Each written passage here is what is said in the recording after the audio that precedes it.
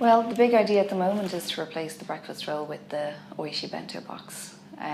All of our products are extremely healthy, and we just want to spread our love of Japanese cuisine with the wider Irish audience. Well, I did farmers markets exclusively for about 6 months, and then towards the end of that time, I mean, it was pretty exhausting. It's full on physically, mentally. You know, you're only finished one and you're trying to get ready for the next one.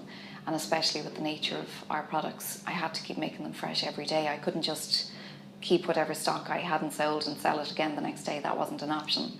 So after about 6 months, I approached a couple of shops, Nude on Suffolk Street, which is gone now, and Morton's in Ranelagh, and a couple of Spars, and they just said, you know, we'll give it a go.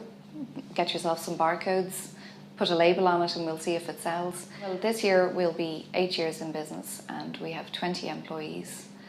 And our turnover this year, I can't put an exact figure on it, but it's going to be over £1 million. So we've come a long way in 8 years.